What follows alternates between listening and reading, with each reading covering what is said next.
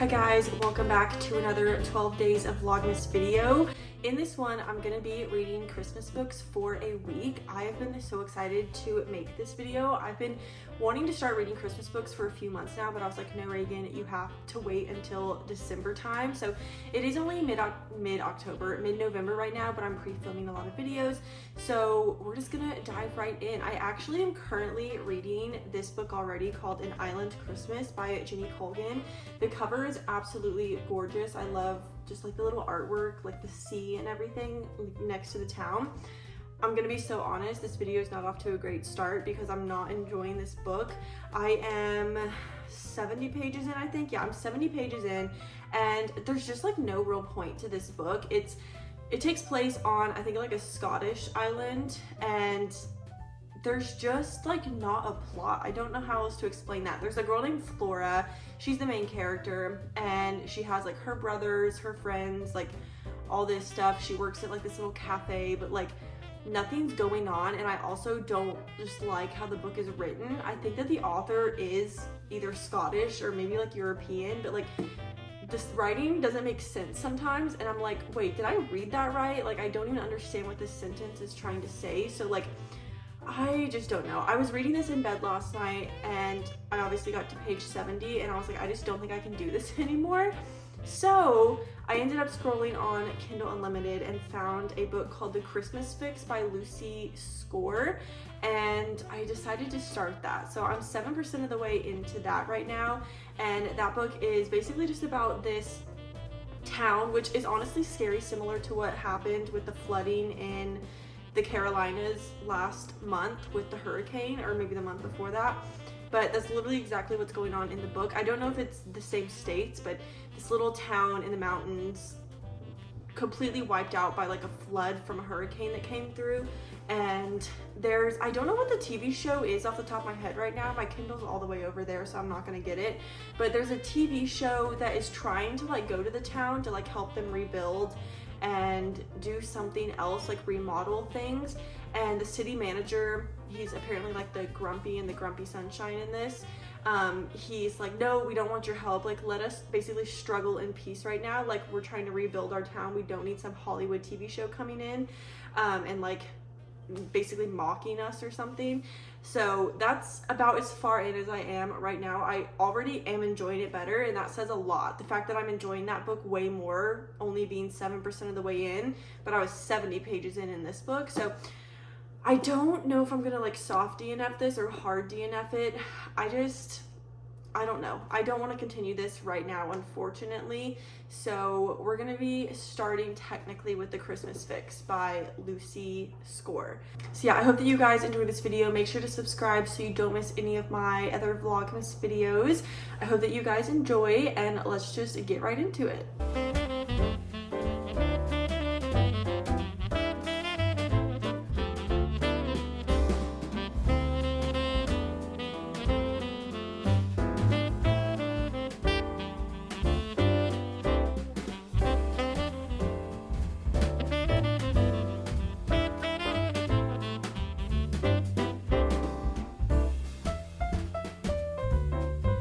Completely forgotten to update y'all on where I'm at. I'm only 32% of the way in, so I haven't read like too much, but I'm really enjoying it so far. I think that it's really cute. The storyline is absolutely adorable. How it takes place in like this little Christmas town.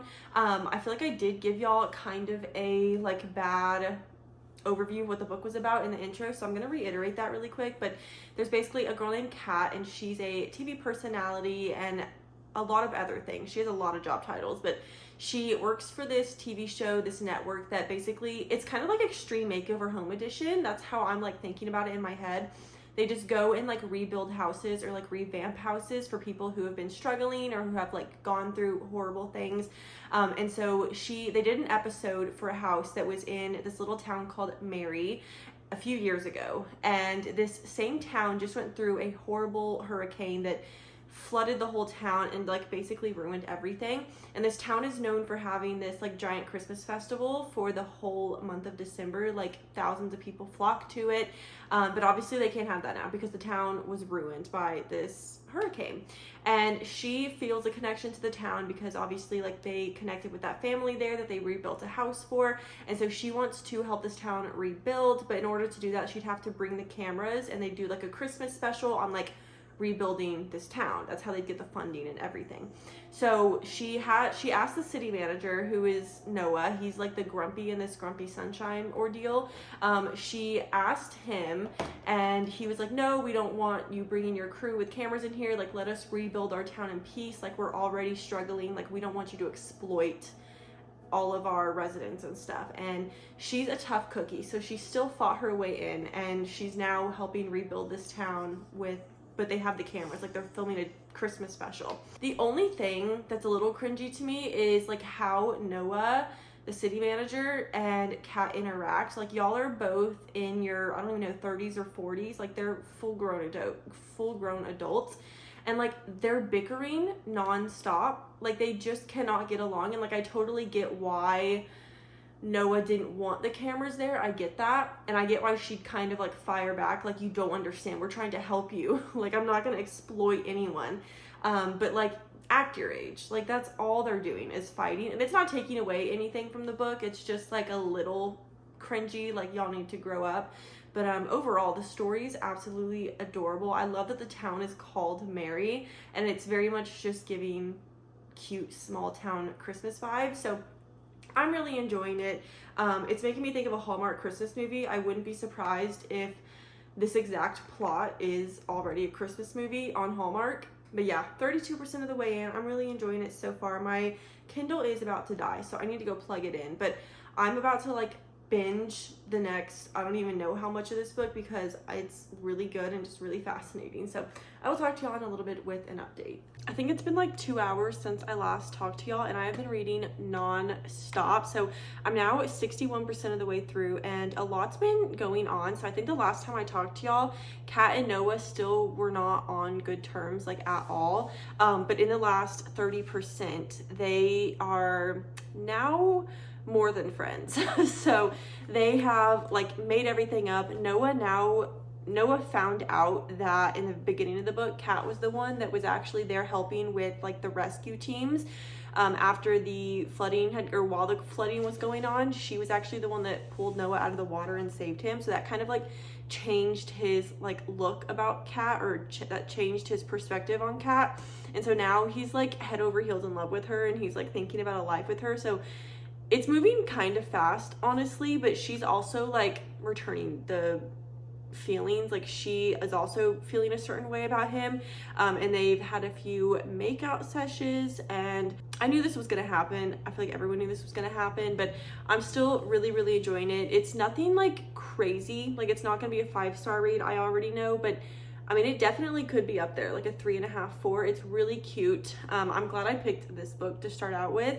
Yeah, I don't really know what else to say. Things are coming along nicely in the town. They're able to rebuild everything. Kat is like doing some of the most selfless things, just doing all these fun things, because we've learned that Noah had a really troubled past. We don't know exactly what happened yet, but it sounded like he was starved as a kid and his parents weren't really good. And like, he opened up that all of the snow days as a kid are like bring back bad memories for him, because snow days as a kid meant that they didn't go to school and he stayed home, but he didn't want to stay home. So it seemed like he's from a very like abusive household. So that's like kind of the darker side of this book. It's not talked about a lot at all, and there's nothing graphic so far, at least, but she's basically just like trying to do everything she can to give him some good memories now of snow days, and I think that's absolutely adorable.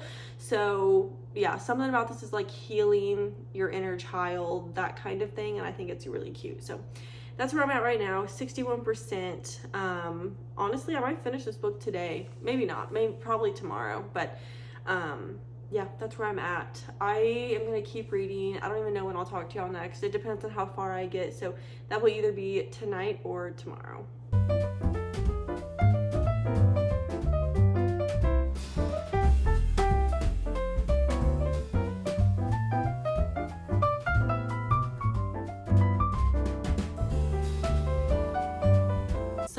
ended up finishing the last book that I was reading. I don't even know what it was called now. Oh, The Christmas Fix by Lucy Score. Today's Monday, but I finished reading that. Did I finish reading it yesterday or the day before? I think it was Saturday. And I have a few things that I want to say. Obviously, we're going to talk about it, but I think that I'm going to end up giving that book a 3-star.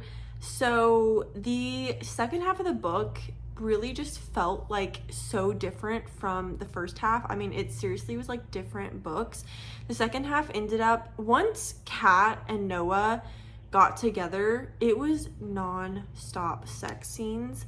I mean, it was like unbelievable. I like spice in books, I really do, but like this was crazy. It was like every other chapter. Well, actually no, it was pretty frequent, but the sex scenes would last like 2 chapters. It was so weird. Like it was very in detail, so don't read this if you don't like that stuff. But I mean, they literally just were going at it left and right, and it was getting too repetitive for me. They were just way too long, and I feel like that's what the whole book became about. It wasn't even about the town anymore, like rebuilding the town, which I was enjoying that plot. It was literally just about them having sex. So I did not really enjoy the second half of the book. I had to push through it. It wasn't horrible. I feel like I'm sitting here saying it was horrible. It's not horrible. I just didn't enjoy how many spicy scenes there were in the second half of the book. So I'm gonna end up giving it a 3 stars. I would still recommend it. I just think that the book was a little too drawn out. And then obviously, like I just said, there was a lot of spice in the second half. So if that's not your thing, you should not read this book, because you could probably skip over it because, well, I don't know, because I feel like it was like kind of important to the story, but at the same time, I have no idea. But I finished reading that, 3 stars. I'd recommend it. Just know there's a lot of spice, but I did like the whole, you know, TV show going to help rebuild this town, extreme makeover home edition sort of thing. So there's that. I've literally been looking for another Christmas book to read on my Kindle for 2 days now. This is why I didn't start anything yesterday, because I could not find a Christmas book I liked. The Christmas Fix was like the most popular Christmas book on Kindle Unlimited. It had like 23,000 reviews, and obviously Lucy Score's a popular author. I cannot find another book that's like really popular like that. I did find one called Snowed In. That one was also really popular, but it was like 480 pages, and I'm not reading a 480 page Christmas book. I just cannot do it. So oh my god, I've literally been looking for one for so long, just scrolling. I got down to like on the list when you're scrolling through like books, I think I got to like 150. That's how many books I looked through and did not like any of them. But I think that I found one. This is called A Scottish Christmas. Where does it even say who it's by? I already downloaded the book. Oh wait, I can do this. It's called A Scottish Christmas, and it's by Emma Bennett. It says, Rose Aldridge was not expecting to be working the festive period in a pop-up Christmas shop. She wasn't expecting to be offered a job by a handsome, brooding Scotsman either. Alistair, do not like that name already. Alistair Duncan hates Christmas. His wife left him and his daughter on Christmas Eve. Now his family have announced they are coming to stay at his sprawling Scottish estate. He needs help planning the perfect Christmas. When he meets Rose, looking fed up, selling tinsel and baubles, he offers her the job. To his surprise, she accepts. So this is a novella. It's only 247 pages, which is perfect for me. I feel like that is the perfect length for a Christmas book. And also, I need to catch up on my reading goal anyway for Goodreads. So this is perfect that it's just 247 pages. So I'm gonna sit here and start this, and hopefully I finish it by tomorrow. My hair is in the worst claw clip ever right now, so just ignore that. But I ended up making it 32% of the way through into the book last night, which is chapter 8. I'm honestly so surprised. I'm not surprised I got that far. I'm surprised at how fast the book is going by. But I think I said before, there's only 247 pages. So it's obviously going by faster than a book with 380 pages. I'm actually really liking this book for how, I don't want to say that in my head I have this stereotype that lesser well-known books are bad, but obviously like popular books are like gonna be better because more people like want to read them. That's just like, that's how I think of it in my mind. So like the fact that this book had like maybe 30 reviews on Goodreads, I don't know why I was just doing this. But yeah, this book had like 30 reviews on Goodreads, so I really took a chance on this book. And I don't know if this is like an indie author. I feel like I've heard of this author, but I am noticing a lot of errors in like punctuation, how sentences are formed, just like I'll be reading a sentence and I'm like, where did that sentence just lead to? Like it went to absolutely nothing and it makes no sense. But that's like every few pages, and it doesn't take away from like the reading. I can still read the book and it's still understandable, but I'm really enjoying the book. So I know I gave y'all kind of like an overview on what the book was about, but I feel like now that I've actually started reading it, I can give y'all like kind of a better description. So there's basically a girl named Rose, and she's working at this Christmas shop in London. It sells all Christmas things. And a guy walks in one day and is like, I need someone to come like live in my house with me, decorate for like the Christmas parties I need to throw. I basically just need like an event organizer, and since you work in a Christmas store, you must know a lot about Christmas. And she ends up taking up the offer because she needs money, stuff like that. And she ends up going to Scotland, Edinburgh. Is that how you say the city? Edinburgh? Or is it like Edinburgh? I have no idea. I feel like the GH is silent, but she ends up going to his mansion, which, by the way, in my head, from the way that they've described the mansion in this book, I think of Haunting of Hill House, just how it's like a giant brick mansion, like in the countryside with like lots of fields surrounding it. Like that's how I picture it. And so she's living there with Alistair, which is the millionaire. I hate that name. I don't even know if that's how you pronounce it, but that's how I say it. Him, his 12-year-old daughter, and his like maid, or like his, I don't know, she like cooks and like does everything in the kitchen. Really, that's it. But she basically gets right to work, just like starting to decorate for Christmas. She's like ordering trees for the foyer, and like, I don't know, it's really, really good and really cozy and really easy to read, and I'm really liking it. How many times can I say really? We're starting to get like the smallest like spark of romance. Not like, I don't know how to explain it. We're kind of starting to see that they may start liking each other, which is kind of an age gap romance, I think, because Rose is 26, and I don't know if they've said how old he is yet, but she says that he looks like he's in his like late 30s or early 40s. He also does have a 12-year-old daughter, so maybe there's like a 10-year age gap. I'm not sure. Maybe we'll find out how old he is. But this book's really similar to the last book I read, the Christmas Fix, because it was the girl, obviously, and then there was the guy who was a little bit older than her, and he had a 12-year-old daughter, just like in this book. So kind of similar in that sense, but I'm really enjoying it. I'm sure that the romance is like about to begin, but this book is flying by, and I'm happy about that. I don't honestly think I'm going to finish it today, but I am going to try to get to like 60 or 70%, which would mean I need to read another 30 to 40% today, which should be super easy because I don't even think I started this book until later in the day yesterday, and I got 32% of the way in, but it's still the morning right now. Yeah, that's just where I am, 32% of the way in. I'm gonna either go on a walk and try to find this on an audiobook, which I doubt it will be on Spotify, just because, like I said, it's kind of like a lesser well-known book, or I'll just keep reading in here. I'm not sure, but I'll talk to y'all in a little bit. Okay guys, I ended up finishing A Scottish Christmas last night, and I wanted to kind of close this video up and give y'all my recap on it. So that book, I'm now having conflicted feelings because I want to give that book a 3 stars, but I feel like I liked the Christmas Fix a little bit more. So should I bump the Christmas Fix up? Let's get into why I want to rate A Scottish Christmas 3 stars. So the first part of the book, I feel like this is deja vu. This exact same thing happened with the Christmas Fix, but the first half of the book I really, really enjoyed, but the second half got a little cringy to me. So in the beginning, Alistair went to the Christmas shop in London and said, you know, like, I want to hire you to be my Christmas organizer for like my mansion and, you know, the Christmas parties and stuff. And so she went to Scotland to live with him, and that part was interesting because she was like decorating this mansion, and like it was just really, really cool. And then the second half of the book just turned so cringy, because not like so cringy, but like especially the last like 20 to 30%. Let me just give you all an example. So at the very end of the book, which it did take until the very end of the book for them, for like literally anything to happen between them. Like there were very subtle hints here and there in the second half of the book to where like, okay, maybe they like each other.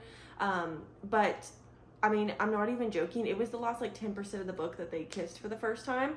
And the day after they kissed, they said, I love you to each other. But like the way they said it, it was just like so weird. It's not like, I knew I was in love with you from the moment I saw you. No, it was literally like, I love you too. Okay, end of chapter. I was like, what is going on? Like, it was just so weird. And then in the epilogue, sorry, if y'all want to read this, maybe I should have clarified these are spoilers.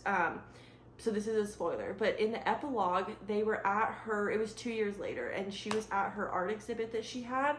And keep in mind, in the middle of an art exhibit, like everyone's around her, they're in public. A waiter comes up to her and Alistair and is like, do y'all want a drink? And she goes, no, I can't because I'm pregnant. And he was like, what? Oh my God. Like that's how she told him, in the middle of an art exhibit with everyone around them in front of a waiter. It was just so, like, those were kind of cringy, but overall, I think the story was really fun. It was a really fun story, like super lighthearted, just easy to fly through. The writing was a little weird here and there because I think it was an indie published book. Yeah, overall, it was a cute read. I would recommend it. There was no spice in the book besides that one kiss. And yeah, I just thought that it was really cute and I would recommend it. It was only like 247 pages. So I got through it in 3 days, which I'm surprised. I thought it would take me 2, but that's okay because I liked it. So I want to rate that 3 stars, but now I'm thinking I should move the Christmas fix up to like a 3.25 or 3.5. So those are the ratings for the books that I read in this video. I really hope that you guys enjoyed it. I had a lot of fun. I'm like on a Christmas mood. I'm in the Christmas mood right now. Like I want to read another Christmas book, but I can't because I've already started another book. So yeah, I hope that you guys enjoyed this video. Make sure to like this video and subscribe if you are not already so that you don't miss any more of my Vlogmas videos. And yeah, I love you guys so much and I will see you in the next Vlogmas video.